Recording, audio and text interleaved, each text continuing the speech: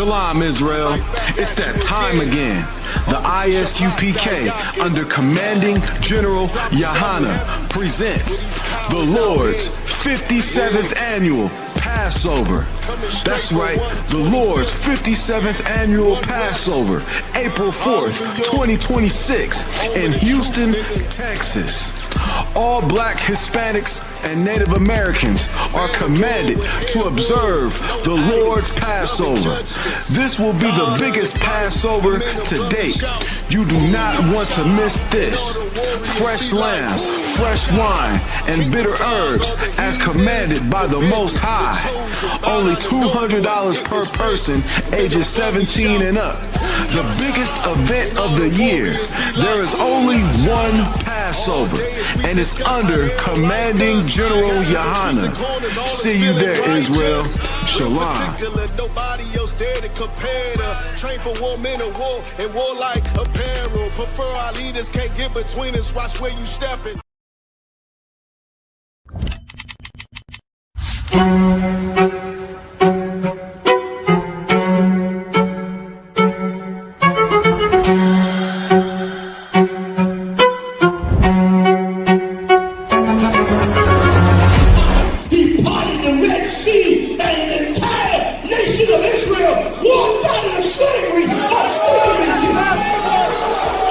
The I.S.U.P.K. presents the Lord's 57th Annual Passover, April 4th, 2026 in Houston, Texas. You do not want to miss this one, Israel.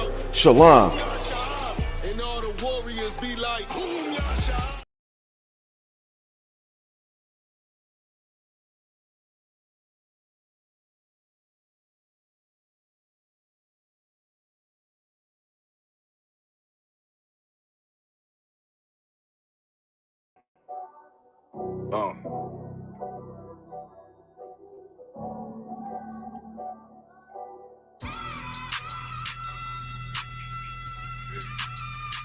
let it vibe real quick. Look.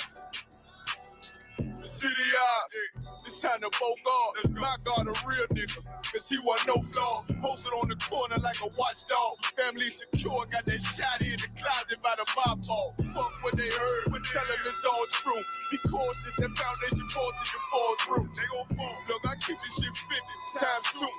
Ain't no more heart in this game, I'm John Q. We told it in the ambulance, way above average. Bench taste sweet, told him make me an apple tree. Left us in the valley full of bones, this where hope found. Java, come on, man, dark sands get broke down.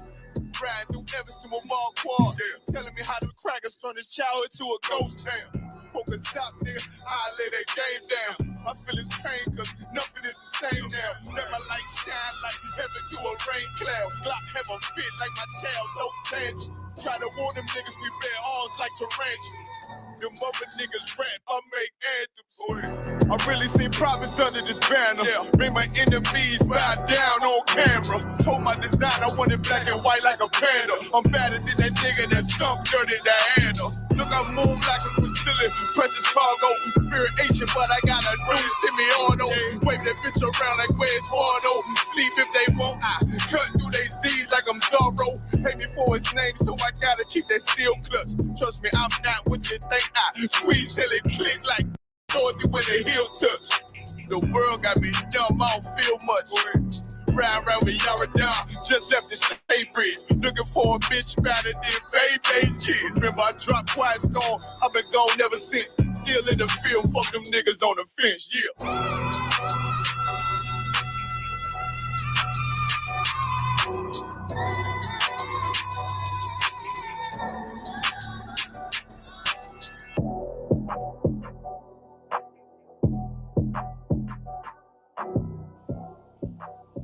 Yeah, y'all going to pull up to the, man, pull up and get in, check into the live, check into the class, make sure y'all get ready for the feast. We're finna get started here in just a moment, all right?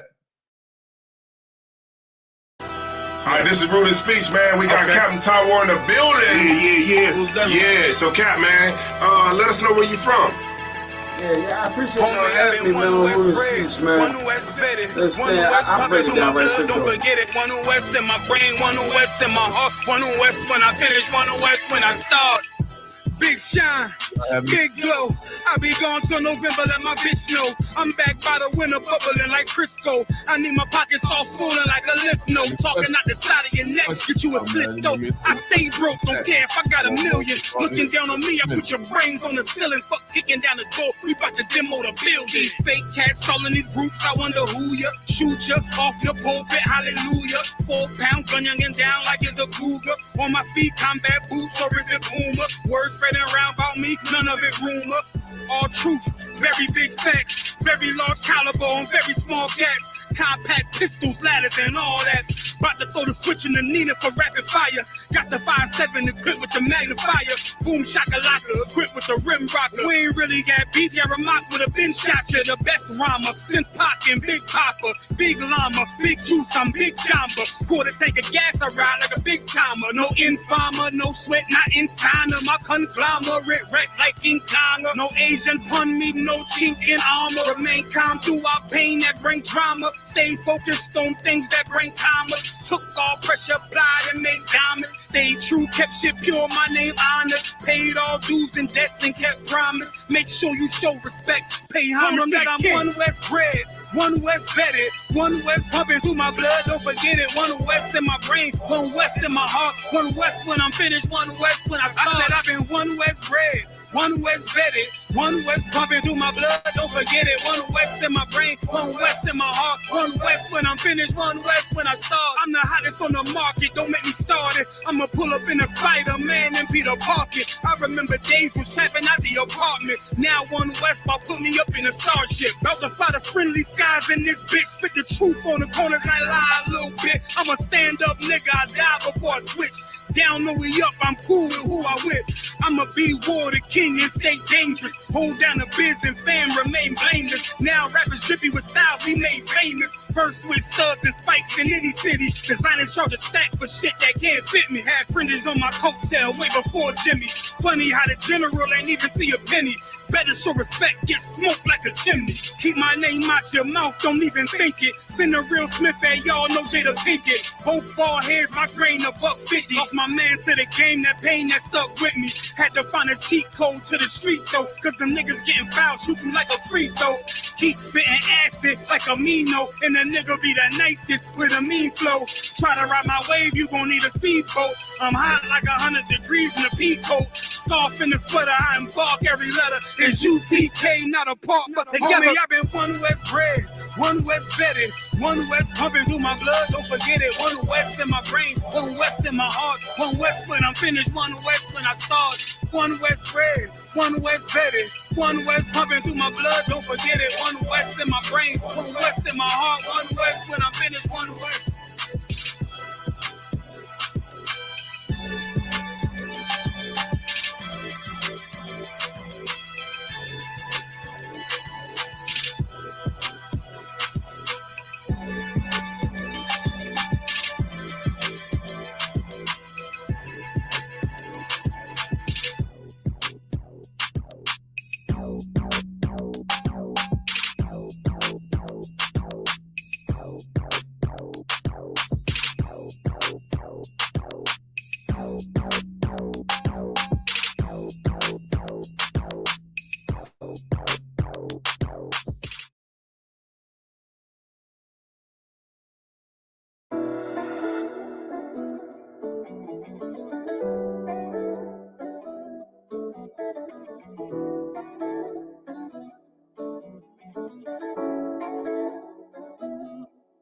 I feel like I'm running, but what am I running from?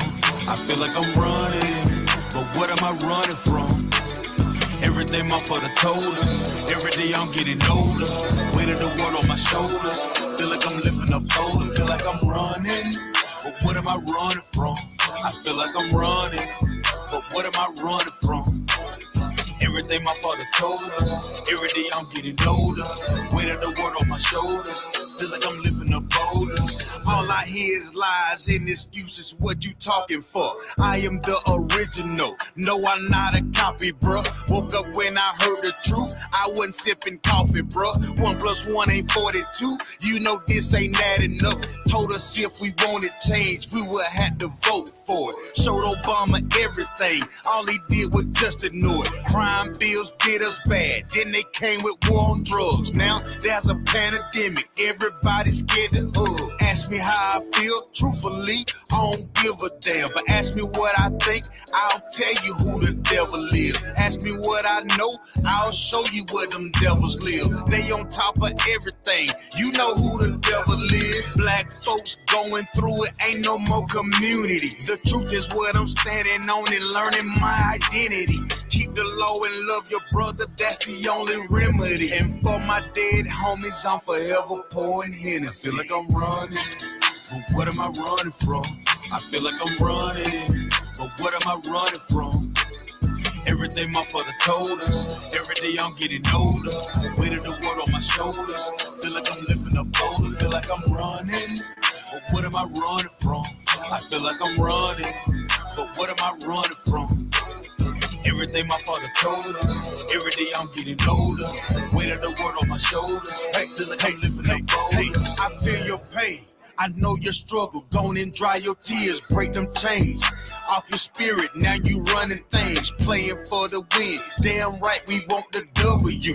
One hater is not enough, so they'll try to double you. Just focus on your mission, keep on pushing, never giving up. Babylon is falling, that's the shit I'm praying for. I seen that look. That's in your eyes, you a king, homie. Never ever trust a sister, don't buy into that dream, homie. Any weapon formed against me, I know it will not prosper. I heard the truth and changed my life, that's my rocket launcher. Let's put this bitch in motion, making moves without emotion. Take a sip of the hip potion, if it burns, that mean you growing. Ain't no time for running, but this is what it feels like. All I do is tell the truth, some may call it real life. I know we fucked up now, but one day we gon' get it right. Kings of the earth, so it's time for us to live right.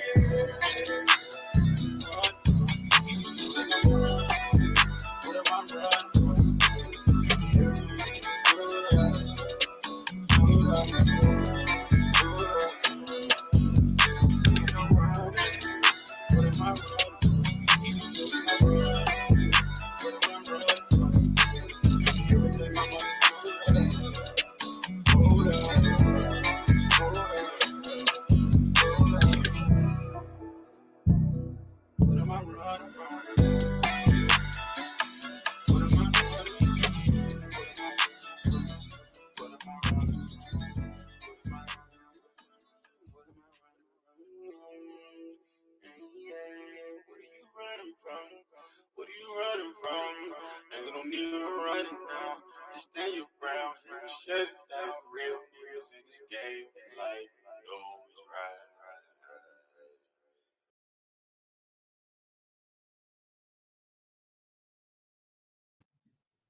Hey, Shalom, Israel. We are the I.S.U.P.K. Started out on 1 West, 125th Street, Harlem, New York, under Commanding General YAHANNA.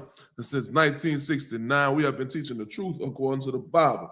And that truth is that blacks, Hispanics, and natives are the 12 tribes of Israel. Listen, man, we are here for another night, the closing of the Feast of Purim, man. We here for the closing of the feast, man. You know what I mean? Last night we had the opening. We started reading in Esther. You know what I'm saying? We talked about Haman and Mordecai and King Ahasuerus and set up everything that happened prior to what we're about to read tonight. If you missed it last night, you definitely need to go back and watch it. You definitely need to go read the scriptures, read Esther chapter 1 through 5. If you need a breakdown, you definitely need to go watch the video. You know what I'm saying? And you definitely need to make sure you're in class next time so you don't miss. You know what I'm saying? As they say in other places, when you miss, you miss. You know what I'm saying? So we're going to get into it tonight, man. We're going to talk about Esther. We're going to talk about how she responded. You know what I mean? What happened after she, you know what I mean, went to the king. And yeah, we're going to get into it. We also going to get into Psalms chapter 23. We're going to get into Psalms 23 and see the correlation between what was said and how Mordecai lived and what the scriptures say about how we should live, man. You know what I'm saying? We're going to get into that, man. We're going to get into that tonight and start talking about that a little bit more and give a little bit more credence to these scriptures, man. You know what I mean? Again, I'm your host of the class tonight, Officer 500, not the shy. You know what I'm saying? Out of I.S.U.P.K, Alabama. You know what I mean? Under Commanding General YAHANNA. And we're going to get into it, man. Let me go. You know, I like to have my smells, man. You know what I mean? Got to have some frankincense and myrrh burning. You know what I mean? Or it ain't right. You know what I'm saying? Listen, we got some folks in the chat right now. What are you talking about? Look like a troll right now. Talking about making America safer, Donald Trump. Damn. Goddamn. It's crazy you would say Donald Trump is making America safer, because Donald Trump is definitely putting the world at war right now. You know what I mean? Donald Trump is putting the world at war right now. You understand me? He is saying that y'all don't matter, and he wants your children to go ahead and get ready to volunteer and join the military. When that draft come out, be ready, because they are going to join the military. They are not going to be able to dodge the draft like Donald Trump did. You know, Donald Trump is a draft dodger, if you don't know that. I think he drafted like what? I think he dodged it like 4 or 5 times. He dodged that draft at least about 4 or 5 times, man. So, yeah, he's getting ready for that. So, yeah, making America safer. I don't know about that, baby. I don't know about that. I don't know about that, young man. But anyway, let's go on and get into Esther chapter 5. And let's start reading some of these scriptures, man. Let's start reading about what's going on in Esther and how we picked up. Now, remember, again, who are these key players? Who is Esther? Esther is Mordecai's niece. Mordecai, Esther's are Israelites, or they are Jews, according to the Bible, actually from the tribe of Benjamin. You know what I mean? Login. Me? Login. Yeah, so from the tribe of Benjamin. You know what I'm saying? And we get into it tonight to talk about who we need to be, you understand? It's like, let me just get this right. All right, Most High Christ. Yeah, and we're going to talk about Mordecai. We're going to talk about King Ahasuerus and how Haman, what he did. Haman was upset that Mordecai wasn't bowing to him. He was upset that Mordecai didn't, you know what I mean? He didn't give in to the power that Haman had been given by King Ahasuerus. And he was very upset about that. And because he was upset about that, he had what? He went out and tried to unalive all of Mordecai's family, all of the Israelites that lived in this land. He wanted to go out. And remember, he sent out a decree. And now Mordecai told Esther to go to the king and tell him all that is going on with our people and get, try to save our lives. But she was scared and didn't want to die. So she was a little apprehensive about going to the king. And Mordecai had to remind her. So let's go ahead. Oh yeah, and then she said, okay, I'm gonna go to the king, but I need y'all to fast 3 days. You understand? No food, no water for 3 days. She said, get all the Jews that are present in Shushan and fast ye for me. That's how scared she was. She asked everybody to fast for her, man. You know what I'm saying? So everybody that was in Shushan got together, fasted, and got, you know what I mean? And the fasting for Esther. You understand? So let's pick up in Esther chapter 5, starting at verse 1. You understand? If y'all can hear me out there, man, y'all put a 1 in the chat, Papa Kashah. If y'all can hear me out there, put a 1 in the chat. You know what I mean? I need to make sure y'all can hear me out there. Let me check and see if I can hear myself real quick. In case ain't nobody listening to me. You know what I'm saying? If y'all can hear me out there before I get started real good.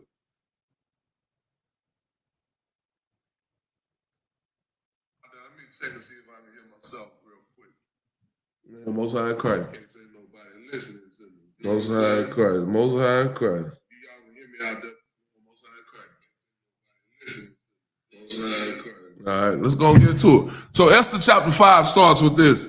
Now it came to pass on the 3rd day that Esther put on her royal apparel and stood in the inner court of the king's house, over against the king's house. And the king sat upon his royal throne in the royal house, over against the gate of the house. You understand? So she went over, she got ready, she got dressed up, got dolled up, and got ready to go present herself before the king. And she was in the gate of the house. She ain't go all the way into the court, but she was at the gate. You know what I'm saying? And then she finally edged her way in and got in there. So verse 2. And it was so, when the king saw Esther, the queen, standing in the court, that she obtained favor in his sight. And the king held out to Esther the golden scepter that was in his hand. So Esther drew near and touched the top of the scepter. Then said the king unto her, What wilt thou, Queen Esther? And what is thy request? It shall be even given to thee to the half of the kingdom. Now King Ahasuerus is now looking at Esther and saying, hey, whatever you want. Hey, whatever you want, baby. What you need. You know what I'm saying? You in here, you looking bad, you looking good, you know what I'm saying? I want to hear what you got to say. And he said to her that he would be willing to give her anything she asked up to half of the kingdom. You know what I'm saying? So let's see what she said. Verse 4. And Esther answered, If it seem good to thee, unto the king, let the king and Haman come this day unto the banquet that I have prepared for him. So now the king has offered her up to half of his kingdom, but all she wanted was for them to come to a banquet that she had prepared. They didn't have to do nothing for it. The king didn't have to do anything for it. She had it already ready to go. You know what I'm saying? She was ready to go. All they had to do was pull up, and she was going to take care of everything else.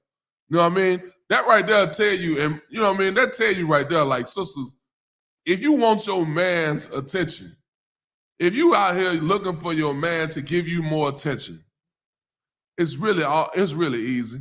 It's really easy, man. It's really easy. These brothers, look, that brother wanted to, so like, King Ahasuerus, who was not a brother, wanted to give her up to half the kingdom. She said, just come to my banquet.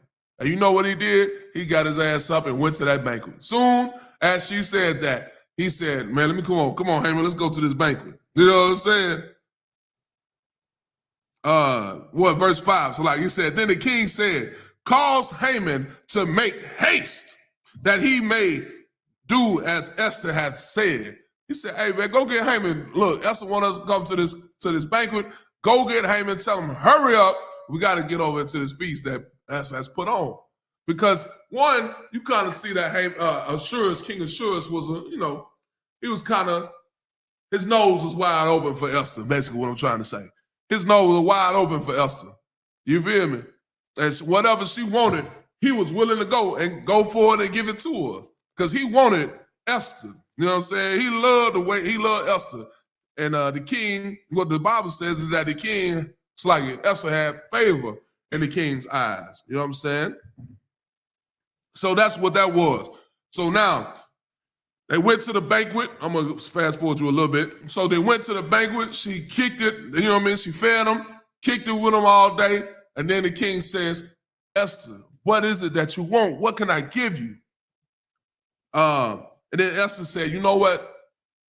Come to my feast tomorrow. That's what I want you to do. I'm going to put another banquet on tomorrow. Come to the banquet tomorrow. Let me take care of you and Haman. Let me feed y'all. Let me make sure, let me take care of y'all. Let me make sure y'all good. That's what Esther was saying, that she was, doing these things. You know what I'm saying?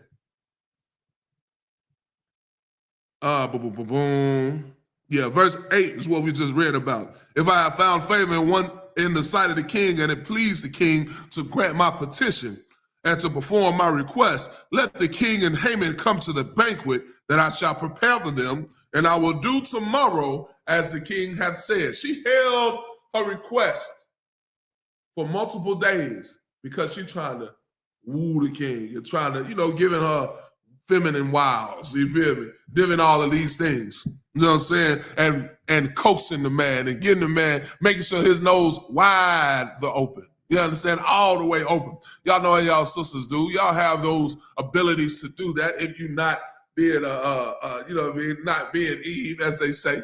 You feel me? Y'all have that ability to make a man nose be open. You know what I'm saying? And all you got to do is do that. You know what I'm saying? Listen, we're going to keep it going. Let's see. Verse 9. Then went Haman forth that day, joyful, with glad heart. You got to imagine, Haman was just sitting down with the king and the queen at a banquet that she had prepared for them.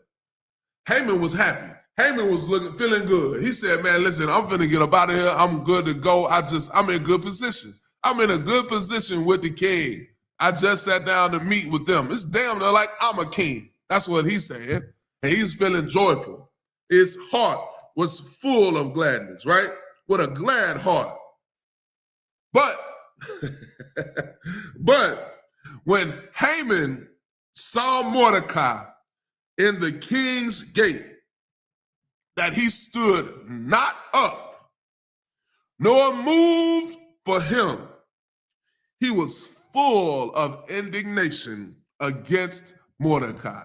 Listen, man, that's crazy, right? That Mordecai, it's like Haman was sitting with the king, sitting with the queen, feeling great about himself and feeling good, and he was good to go until he seen that nigga Mordecai.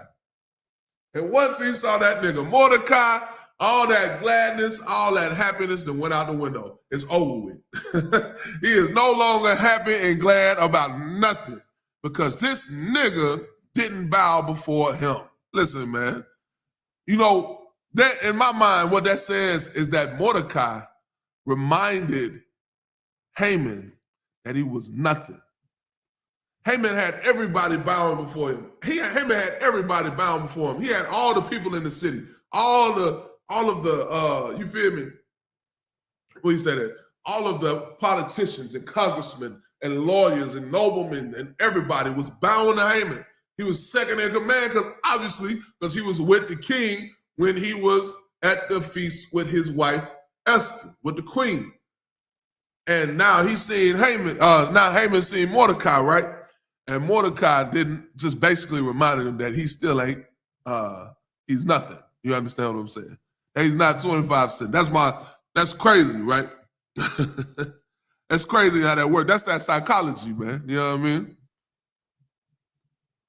Verse 10, nevertheless, Haman refrained himself, and when he came home, he sent and called for his friends and Zeresh, his wife. And Haman told them of the glory of his riches, the multitude of his children, and all the things wherein the king had promoted him, and how he had advanced him above the princes and servants of the king. He was damn near second in command. Haman said, moreover, yea, Esther, the queen, did let no man come in with the king unto the banquet that she had prepared but myself. And tomorrow am I invited unto her also with the king. Yet, verse 13, yet all this availeth me nothing, so long as I see Mordecai the Jew sitting at the king's gate. Listen, man, it's so hilarious to me, bro. This is funny how this Edomite is, man, how this devil is, how this so-called white man is upset because Mordecai wouldn't bow down to him. Upset that Mordecai would not bend the knee. And because he wouldn't bend the knee, even though he had power, even though he had money, even though he had all of this position over everybody in the kingdom, even though he was able to go with Mordecai, so like with Esther and King Ahasuerus to this banquet, it was nothing for him because he wanted Mordecai to bend the knee. It availed nothing because Mordecai wanted him to bend the knee. Yet and still, He got some terrible wisdom. Let's keep going. Verse 14. Then said Zeresh, his wife, and all his friends unto him, let a gallows be made of 50 cubits high, and tomorrow speak thou unto the king, that Mordecai may be hanged thereon. Then go thou in merrily with the king unto the banquet. And the thing pleased Haman, and he caused the gallows to be made. That's the counsel that his wife gave him. His wife gave him the counsel to say, "Hey, listen, go in here and go in and make some gallows and get ready. Let's hang Haman. Go in and prepare this trap for Haman so he can get for Mordecai, so we can hang Mordecai." You know what I mean? That's what Haman's wife said. That's going to be a problem as we continue to read. That's going to become a bigger problem for him. Verse chapter 6. We're going to speed down a little bit. I'm going to just let you know what they're talking about. So chapter 6 starts off with King Ahasuerus trying to go to sleep, but he couldn't go to sleep. King Ahasuerus was just restless all night, tossing and turning, couldn't go to sleep. So he had somebody bring to him the counts. What was it? What's it called? I think it's called the documents. It's called the Book of Records of the Chronicles. He had one of them chamberlains to bring him the Book of Records of the Chronicles. And if you remember, last night we talked about how Mordecai saved the king and how Mordecai heard of a trap of these two men waiting and preparing to lay hands on the king. And Mordecai revealed that to the king. And after the Inquisition, they found out that it was true. And that saved the king's life. However, he was never rewarded for that. And Mordecai, so like King Ahasuerus was like, oh, damn, we ain't never do nothing for him. We need to do something for him. All right.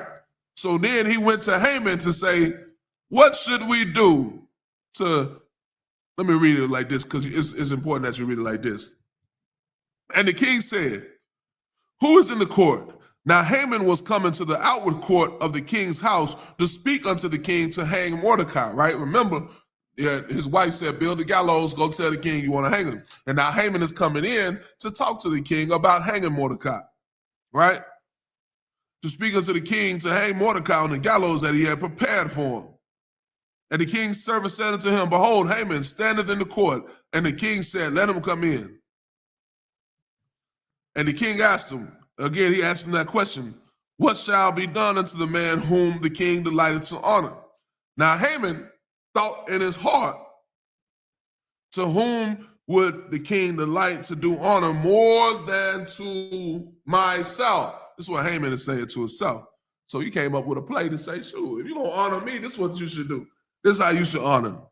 And Haman answered the king, for the man whom the king delighteth to honor, let the royal apparel be brought, which the king useth to wear. And the horse that the king rideth upon, and the crown royal which is set upon his head. And let this apparel and horse be delivered to the hand of one of the king's most noble princes, that they may array the man with all whom the king delighteth to honor, and bring him on horseback through the street of the city, and proclaim before him thus, shall it be done to the man whom the king delighteth to honor. So what Haman came up with was a clean little, hey, this is how you should set him up. Give him the clothes that you wear, king. Give him your horse. Give him your ring. Give him your crown. And parade him through the streets and say, this is the man that the king has the right to honor. Give him good position and good power and parade him through the city. You know what I mean? That's what Haman said. Verse 10. Then the king said to Haman, make haste and take the apparel and the horse, as thou hast said, and do even so to Mordecai the Jew that sitteth at the king's gate. Let nothing fail of all that hast spoken. Listen, now they done flipped on him. Now they done flip-flop. You know what I'm saying? What they say, now they done flip-flopped on him. Now they done flip-flopped on him. And Haman, when he thought he was going to get rewarded, now he has to reward Mordecai. You know what I mean? That's how you know when the Lord is with you. It don't matter what you do. It don't matter what these devils do and what they prepare. It don't matter as long as the Lord is with you. As long as you living right and the Lord is with you. And we're going to get into that. That as long as you're doing that, the Lord is going to protect you. The Lord is going to stand with you. And the Lord is going to make sure that your enemies can't hurt you. And I don't even mean it in no Christian manner. Like even, I don't want to get into it. But I'm going to say it like this. Even with those missiles you see going on in Iran and Israel, even with that, as long as the Lord is with you, ain't nothing that can happen. Ain't nothing that can do that can hurt you, man. Nothing. All right? Verse 11, then Haman took the apparel and the horse and arrayed Mordecai, brought him on a horseback through the street of the city, proclaimed before him, thus shall it be done unto the man whom the king delighted to honor. And Mordecai came again to the king's gate, but Haman hasted to his house mourning and having his head covered. He was shamed, boy. That man was shamed, boy. Verse 13, we almost where I wanted to be. Verse 13, and Haman told Zeresh his wife and all his friends everything that had befallen him. Then said his wise men and Zeresh his wife unto him, if Mordecai be of the seed of the Jews, before whom thou hast begun to fall, thou shalt not prevail against him, but shalt surely fall before him. That's a terrible counsel. Listen, man. That's a terrible counsel. This same woman just told you to build a gallows and hang him. And now she said, well, that ain't gonna work. That ain't gonna work. Hey, man, that's so funny to me, bro. Like, she done told you, go build these gallows. Go ahead and get ready. Let's hang them. Oh, my bad. That's who he is? Yeah, dog. Hey, my bad. I ain't Musalaki, bro. Hey, that's who it was? That's who you were talking about? It's always for you, my boy. Sorry to hear that. That's basically what she's selling. Listen, man, that's why you got to get counsel from righteous men, bro. That's why you got to get counsel from righteous men in the I.S.U.P.K. You know what I'm saying? That's why you need righteous counsel from the men in the I.S.U.P.K. You hear me? I'll bear with me 1 second. Because you don't want nobody to give you no counsel like that. That's terrible counsel. All right? Let's keep going. And while they were yet talking, verse 14, with him came the king's chamberlains and hastened to bring Haman unto the banquet that Esther had prepared. Because this is the second day. This is that what you call that? This is that second banquet that they're doing. You understand? This is the second banquet. So Most High Christ for that. So now, again, this is the second day.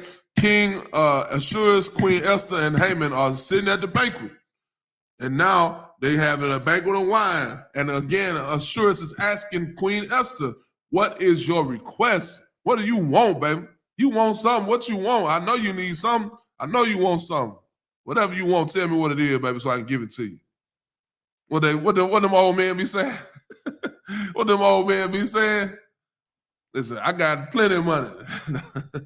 Whatever you want, baby, I give it to you.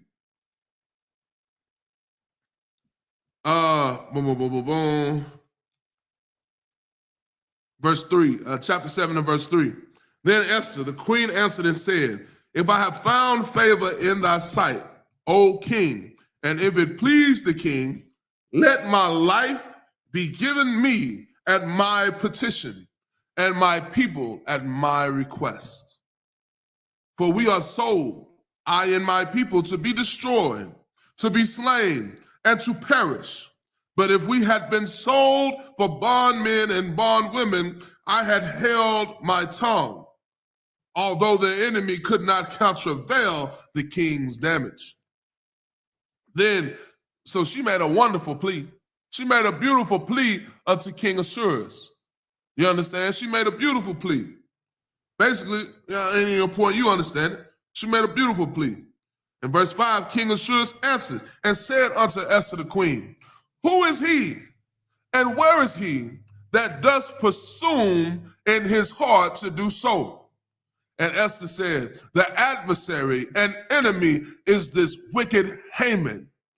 Then Haman was afraid before the king and queen. And the king, arising from his banquet of wine and his wrath, went into the palace garden. And Haman was still like, before we go there, so now he done got this story that Haman is trying to unalive his queen. You understand? Trying to unalive Esther and all of these people, and he's upset about it. And so he run out. He run into the garden like, damn, what's going on? This is a big revelation. This revelation is now something that he has to deal with, and he don't know how to deal with it. So he run out and try to think about what to do. You understand? In the middle of verse 7, and Haman stood up to make request for his life to Esther, the queen, for he saw that there was evil determined against him by the king. You understand? Haman knew it was over with. Haman knew the king was going to come in there and unalive him. So now he's begging Esther, listen, Esther, please help me, Esther. Help me, Esther. Help me. Then the king returned out of the palace garden into the palace of the banquet of wine. It's like into the place of the banquet of wine. And Haman was fallen upon the bed whereon Esther was. Then said the king, will he force the queen also before me in the house? Listen, man. Haman was he was begging Esther to save his life. It was over for him. It wasn't working out. It wasn't working out for him, understand? Then when he forced the queen before me in the house, as the word went out of the king's mouth, they covered Haman's face. So they took a bag, put it on his head, took him up out of there. It's over for you, Haman. You're done. And Harbonah, verse 9, one of the chamberlains said before this king, behold also the gallows 50 cubits high, which Haman had made for Mordecai, who had spoken good for the king, standeth in the house of Haman. Then the king said, hang him thereon. So they hanged Haman on the gallows that he had prepared for Mordecai. Then was the king's wrath pacified. Listen, man. This is important. This is important right here, man. Haman had set a trap for him. Haman had a play for him. Haman had prepared a way for them to unalive Mordecai and unalive all of Mordecai's people. But he didn't know that the Lord had a better plan. The Lord had a different plan. Haman had set up a trap. He had built gallows, you understand? And built all these things to destroy Mordecai.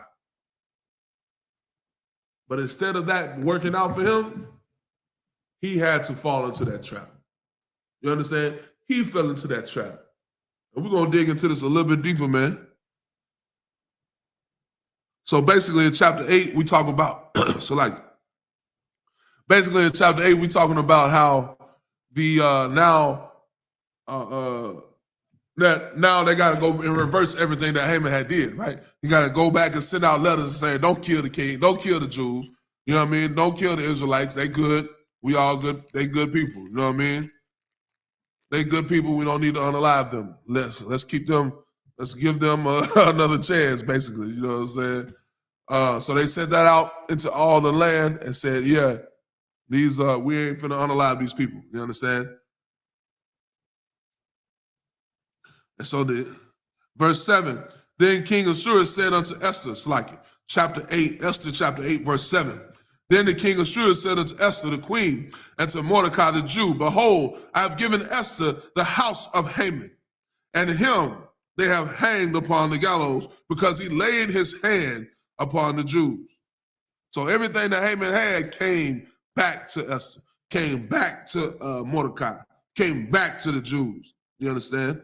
Because that's how it goes. You understand?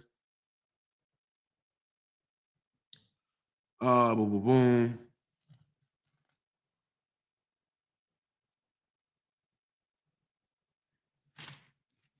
Yeah.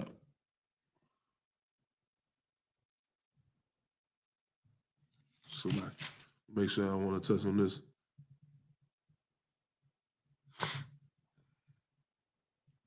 Verse 15, Esther chapter 8, verse 15. And Mordecai went out from the presence of the king in royal apparel of blue and white, and with a great crown of gold, and with a garment of fine linen and purple. And the city of Shushan rejoiced and was glad.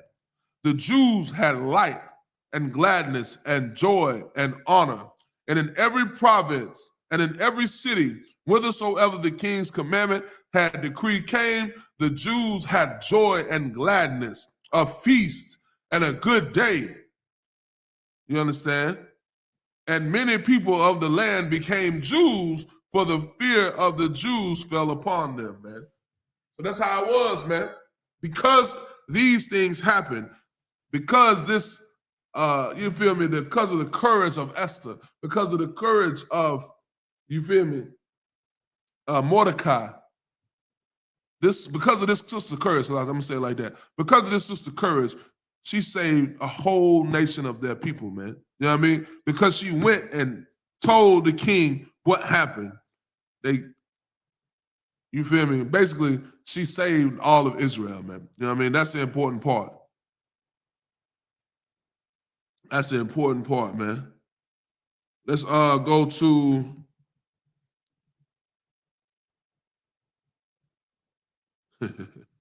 let's go to chapter 9 and verse, let's see if I want to hit 12.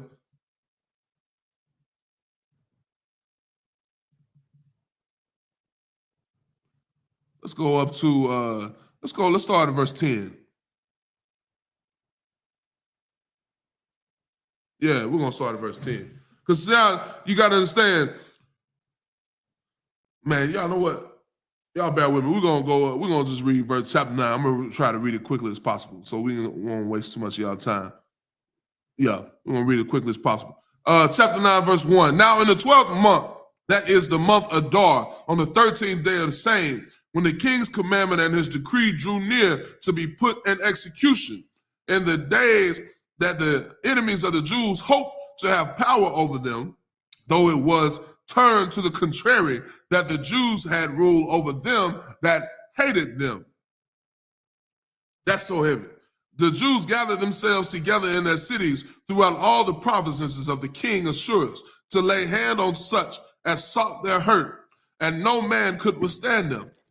For the fear of them fell upon all the people. Now, all the people in this land that was under the king Ahasuerus was afraid. It was scared of what the Jews could do, because Mordecai and Esther had that plot. It's like, because what happened with them, I ain't gonna say it was a plot, but the Lord stood with them and protected them, and not everybody was scared of them.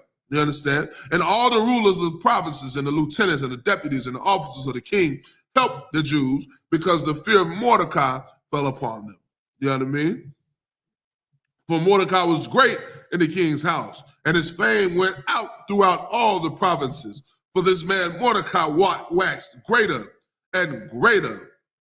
Thus the Jews smote all their enemies with the stroke of the sword, and slaughter and destruction, and did what they would unto those that hated them.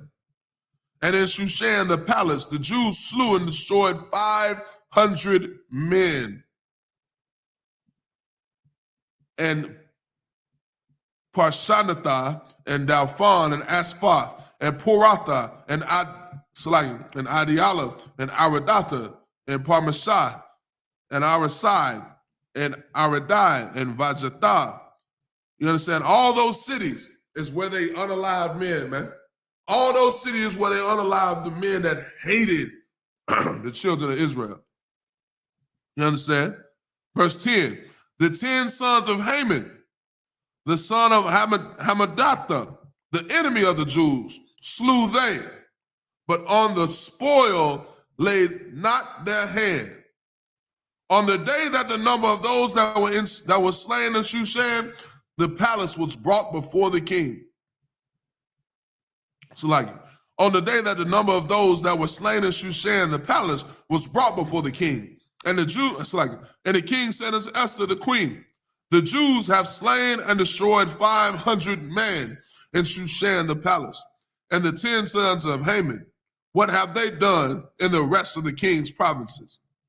Now, what is thy petition, and it shall be granted thee? Or what is thy request further, and it shall be done? Then said Esther, if it please the king, let it be granted to the Jews which are in Shushan to do tomorrow also according to this day's decree, and let Haman's 10 sons be hanged upon the gallows. And the king commanded it to be done. And the decree was given to Shushan, and they hanged Haman's 10 sons. For the Jews that were in Shushan gathered themselves together on the 14th day also of the month Adar, and slew 300 men at Shushan. But on the prey they laid not their hand. So these brothers was not interested in any money that they might have had. These brothers were not interested in any land they may have had. These brothers was only interested in unaliving those that hated them. That's it. That's all they wanted. They wanted to unalive those that hated the children of Israel. You understand?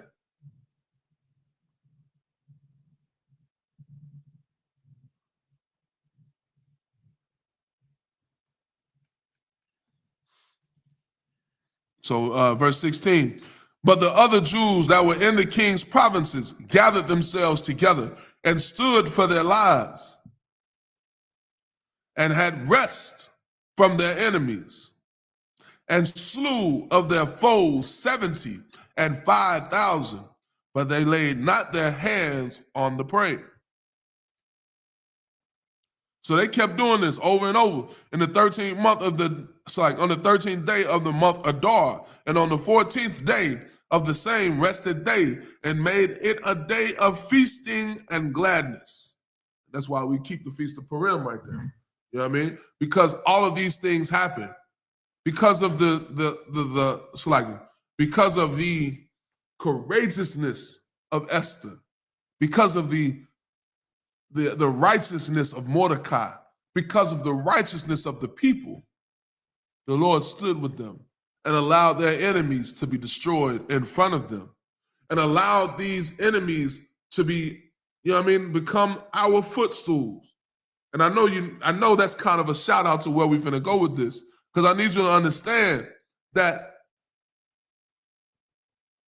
there it is, that these brothers, you understand, these brothers stood with the Lord. And because they stood with the Lord, that's why we celebrate this day today, man. In Esther chapter 9, verse 21. It's like verse 20. We're going to go back to verse 20. And Mordecai wrote these things and sent letters unto all. So I got to go back up to 19. So bear with me. Therefore the Jews of the villages that dwelleth in the unwalled towns made the 14th day of the month Adar a day of gladness and feasting, and a good day, and of sending portions one to another. You understand? It was a day of feasting and gladness was the 14th day. And the 13th day, a day of feasting and gladness. Why would it be a day of feasting and gladness? And you see how it fell after all of their enemies were unalive. They were killing them in hundreds and thousands, killing those that hated Israel by the hundreds and thousands. And that's why we celebrate the Feast of Purim today. It's because of this. You understand? And you know what? When America falls and when these other powers fall and all those that hate the children of God fall, it's going to be a glorious day. It's going to be a glorious day. We're going to be feasting. We're going to have all the fried chicken. You understand me? We're going to have all of the smoked chicken. You understand? Barbecue fish, barbecue, whatever, steaks. You understand me? Mashed potatoes and collard greens and mac and cheese. You feel me? Because when America falls, that's going to be a beautiful day, man. You don't want to see the gladness that we have because of that. We keep the Passover.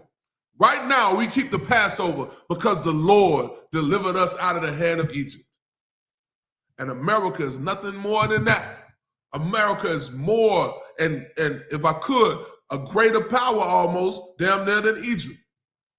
But the Lord is even greater than America. And when the Lord delivers us out of the hands of these oppressors, it's going to be a glorious day. And I'm going to teach my children that it was on this day that the white man died because he hated the children of Israel. I'm going to teach my rear that the white man hated us. And because he hated us, he was unalive. And we celebrate that. We feast on this day because our enemies died. Our enemies died this day. And because this day, we celebrate. We eat good this day. Daddy, why we got to wear all these garments and why we got to eat on this day? Because America failed. Because America, they hated us. And because they hated us so much, the Lord ended their lives and took away their lives, took away their breath, and died in horrible manners. You see how Haman's sons, 10 of them was hanged because of what Haman did. How you think Donald Trump gonna be treated? How you think Pete Hegseth is gonna be treated? How you think George Bush is gonna be treated? How you think Benjamin Netanyahu is gonna be treated? You think that they're not gonna be treated just like this? Or worse? The scriptures say, happy shall he be when he dashed his little ones against the stones. Because you hated us. Because you mistreated us and oppressed our grandmothers and oppressed our grandfathers and destroyed our brothers and sisters with drugs and alcohol and destroyed my sisters with this independent lifestyle, and now they gotta think that they don't need a man. You will be destroyed for that. You will be. And this is why we keep the Feast of Purim. Because on this day, we were freed from Haman. You understand?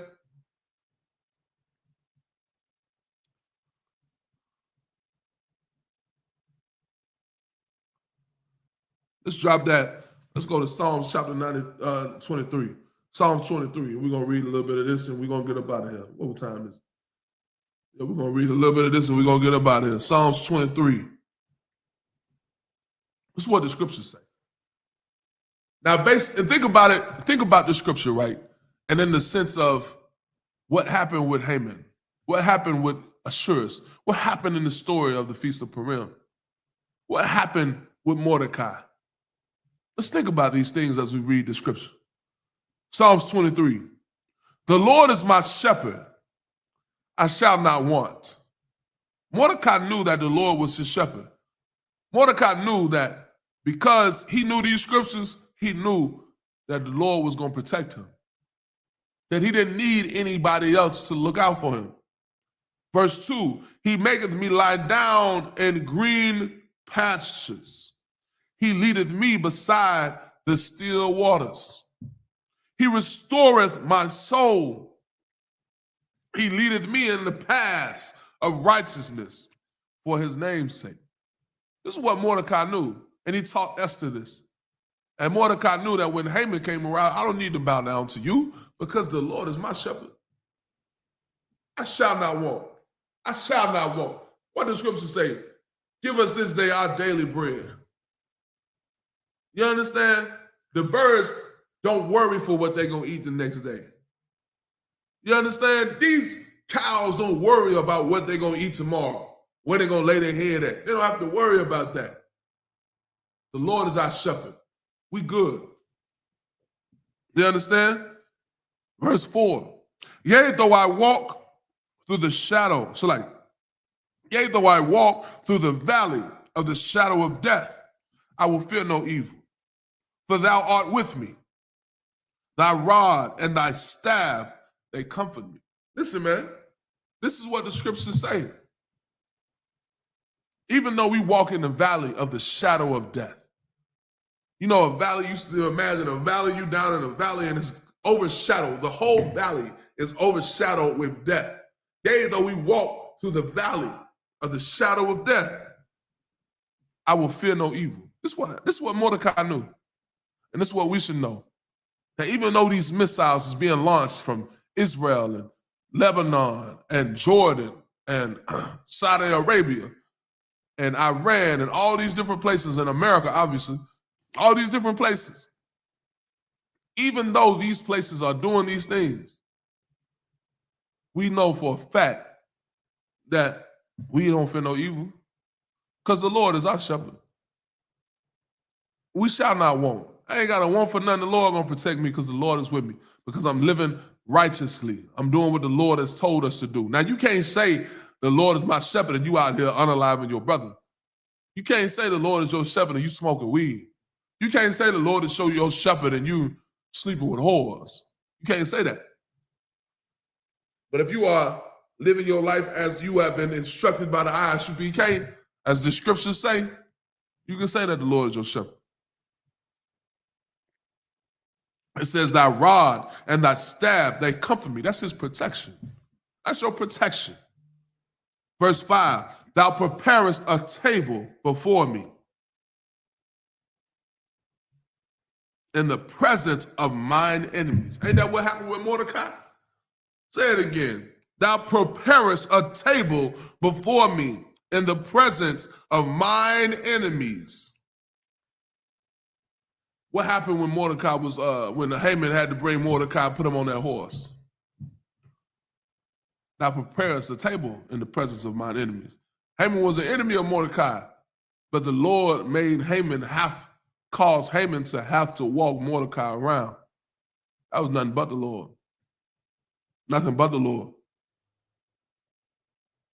Thou preparest a table before me in the presence of mine enemies. Thou anointest my head with oil. My cup runneth over. If you keep reading in Psalms chapter 10, Haman was the king. That's like, not Haman, so like Mordecai was second to the king. You understand? And in some ways, he was higher than the king. You know what I mean? Just because the Lord put him there.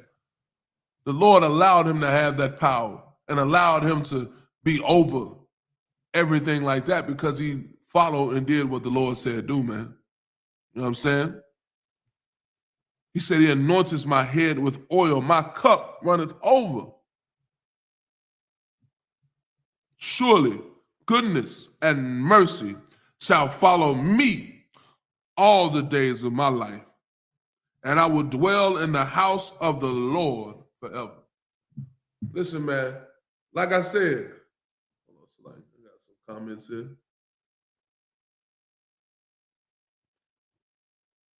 Like Larry Mitchell, I ain't paying attention. Larry Mitchell says, how does America hate you so much? Well, Larry Mitchell, I think that's what it is. Larry Mitchell, all you got to do is go outside and you see how America hates us. You can see outside that America hates us because look at what ICE is doing. Look at how ICE is treating our brothers and sisters out here, man. And not you, of course. Well, it's like, I don't know what your nationality is, Larry Mitchell. But if you watch how ICE is mistreating my Hispanic brothers and sisters, you see how ICE is mistreating our brothers in these Latin American countries. You see how America is mistreating my native brothers. You just got to open your eyes to see, Larry Mitchell. But you don't want to see that.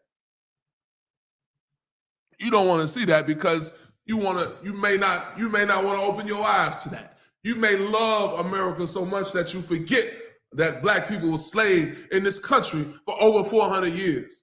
You may forget because of your love for America that you forget that black people have suffered on these Rosewoods and Black Wall Street cities, man. You may forget through your love of America that black people still have the most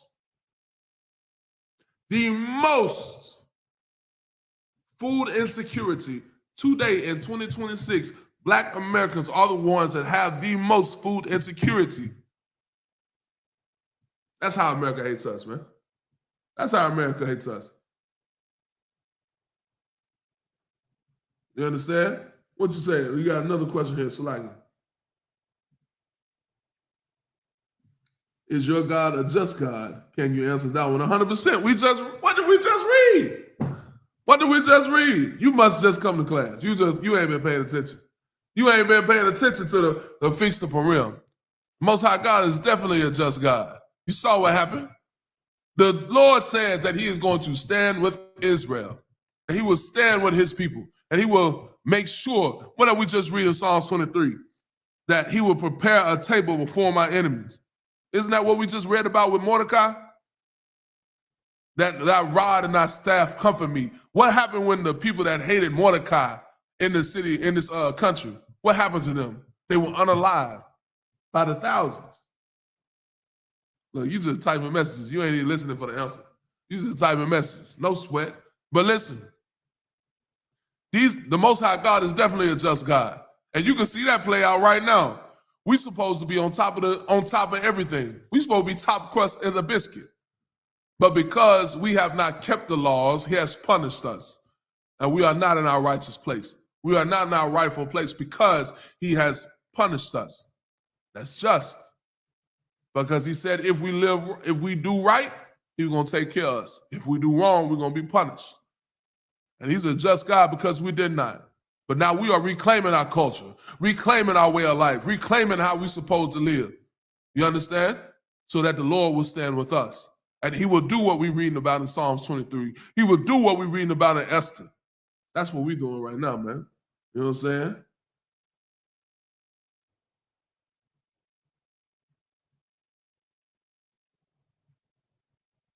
Hey, man. Hey, man, don't get mad at us. Listen, I'm going to read this comment. He says, what did he say? He says, you're full of it because there's more white people on the streets, homeless under our black. I don't know what he's trying to say, under our black. But I want to stick to the point about him saying that there's more homeless people, homeless white people. Listen, that's your job. That ain't got nothing to do with us. This your kingdom. Why you got so many white people in the streets? That ain't got nothing to do with us. Them white folks in the streets because y'all don't give a damn about your people. You definitely need to take care of that. Go talk to your king about that. Go talk to Donald Trump about that. Tell Donald Trump, stop worrying about the war over there and come take care of these homeless people. I'm tired of seeing homeless white people in my neighborhood. I'm tired of seeing these homeless white people. Come pick these motherfuckers up and take them back to your city. We don't need them. Come get them, bro. Come get them. We don't need them. You know what I'm saying? Listen, man, we don't need them. I'm gonna tell you like this, man. This is y'all's heaven. This is y'all's heaven. And if you don't enjoy the heaven that you living in, hey man, the next one that's coming ain't gonna be much better for you. You feel me? The next one that's coming ain't gonna be much better for you. You see what's going on in Israel and Iran right now, man? That war, Donald Trump said it's gonna last for 3 weeks. The scripture says that World War III is coming. And what you may not know, that if you look back on this in 20 years, in 100 years, they're going to tell you that this was the beginning stages of World War III right here. So even though this single battle may last 2 to 3 weeks, you on the doorsteps of World War III right now. And if you're a black, Hispanic, or Native man or woman, you definitely need to make sure that you're standing right with the Lord. Because we in the valley of the shadow of death right now. You understand? We in the valley of the shadow of death. And we need the Lord to protect us. We need his rod and his staff to comfort us. You understand? So it's time to wake up and stop playing. Because these devils that's over us ain't gonna protect you. These devils that's over us are only going to protect themselves. And as this man just said, he don't even give a damn about himself because he got more homeless white people in the street. So I suggest my brothers and sisters, come into the I.S.U.P.K while you got a chance. Come into the I.S.U.P.K while you can, because it's going to be a time where you can't. It's going to become a time where it's going to be too late, man. You know what I mean?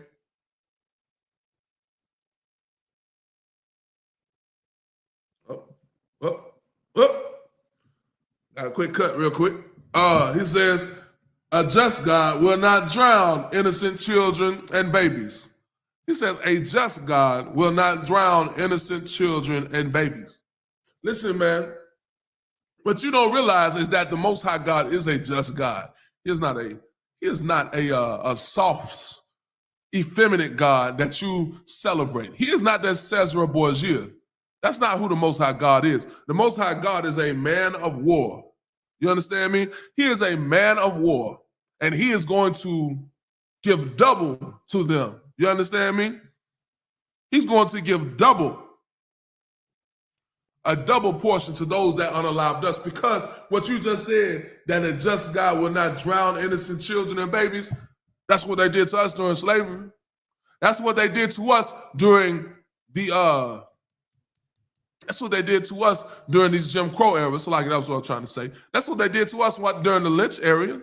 During the lynch era. You understand? When they was lynching our children and lynching our brothers and lynching our fathers and lynching our grandfathers and cutting off their manhood. That's what they did to us. And the scripture says that he's going to give them double. He's going to reward them double.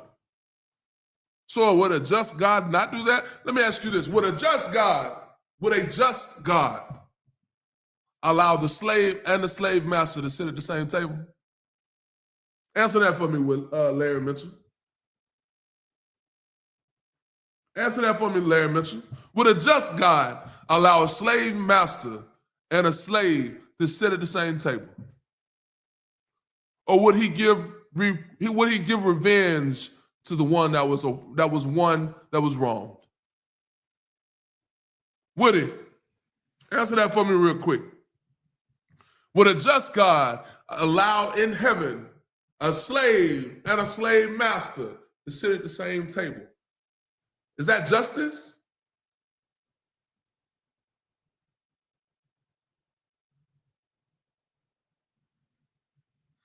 Is that justice? That's what I need to know.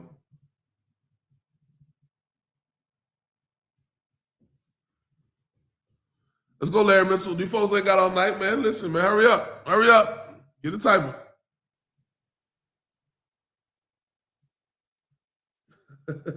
Larry Mitchell says, Larry Mitchell says, yes, and the ones that did that were not just. They should have been punished. So you saying it is a just thing for in heaven, the slave master and the slave to sit at the same table. Larry Mitchell, you don't know what justice is. You don't know what justice is. Let me show you what justice is according to the scriptures. Let me show you what justice is according to the scriptures. Real quick. Just real quick. Let's go to Revelations chapter 14. We're gonna give you what is real justice right here, okay? I'm gonna read to you what is real justice right here. You know what I mean? And then we're gonna get up out of here. I ain't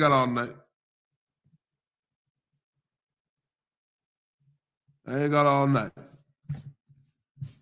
I ain't got all night. You understand? I ain't got all night. I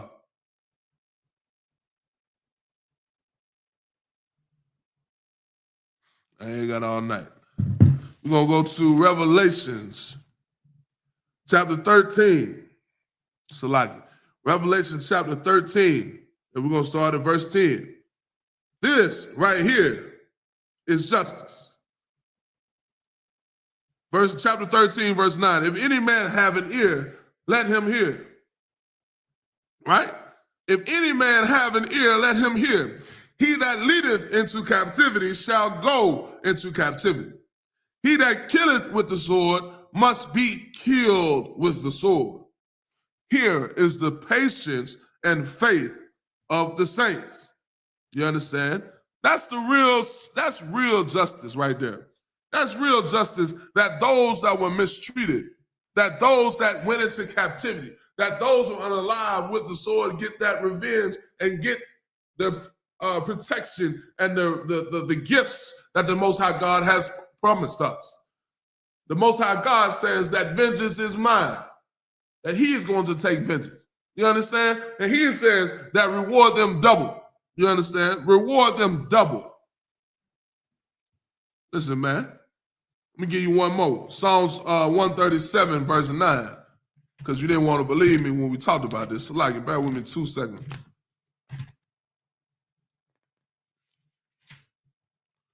Larry Mitchell.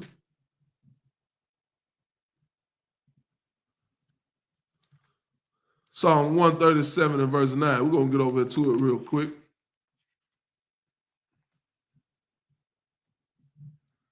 Because you said that he says what? He said that with a baby, with a just God, will not drown innocent children and babies.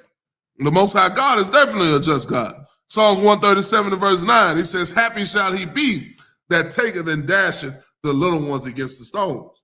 Listen, man, this is all throughout the scriptures. Now, if you want to say that you don't believe in the Bible, hey, man, Lord be with you. If you don't believe in God, Lord be with you. Go do what you want to do. Go celebrate Buddha, whatever the case is. You know what I'm saying?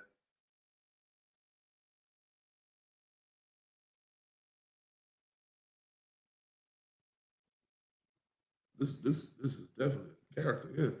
Oh, look. He said, yes, because he is not just. If he was just, like he flooded the world, all he had to do with the powers that God has almighty out there do a snap his fingers. Netflix and sinners would have been gone. You probably got a couple of typos in there, no sweat. Listen, man, again, I'm going to tell you like this. Listen, you think God is Thanos. The Most High God ain't Thanos, nigga. He ain't Thanos. He is more powerful than Thanos. The Most High God will choose to destroy whom he chooses to destroy. If he wants to destroy everybody, he will destroy everybody. If he wants to destroy just the sinners, he will destroy just the sinners. The Most High God is the most powerful. In the scriptures, it says that he is the creator. How can you, and I'm going to paraphrase for a second, how can you get angry because a potter creates a pot? One for a vessel of destruction and one for a vessel of honor. The Lord can do whatever he wants to do. He can create people, kill people. That's his pleasure. That's what he wants to do because he is the Most High God. You understand? That's what the Most High God is. That's what he does. If he wants to do something different, he can do that. It don't matter. Your opinion matters not.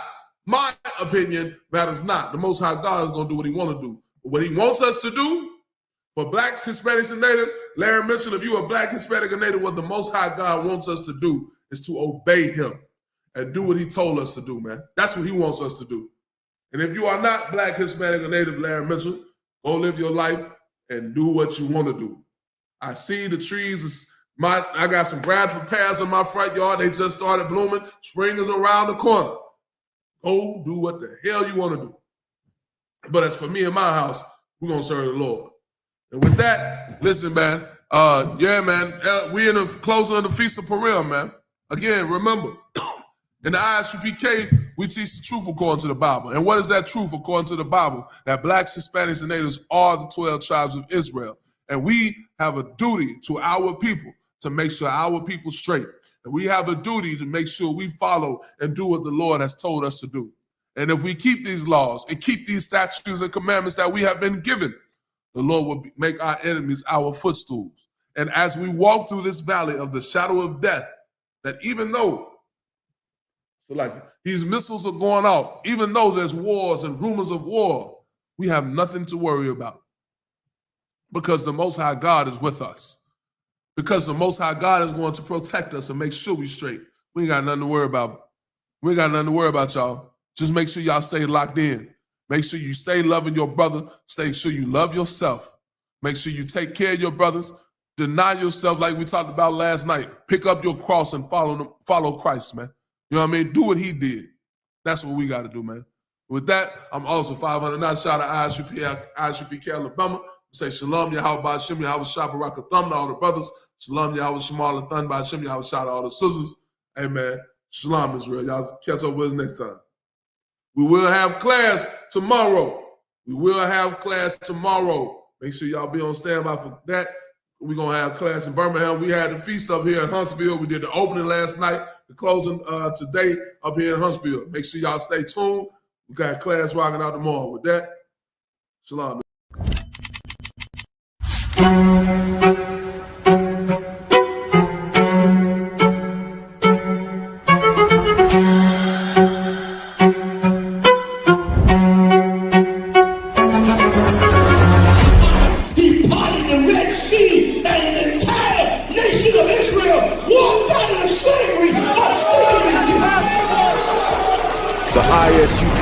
presents the Lord's 57th annual Passover, April 4th, 2026 in Houston, Texas. You do not want to miss this one, Israel.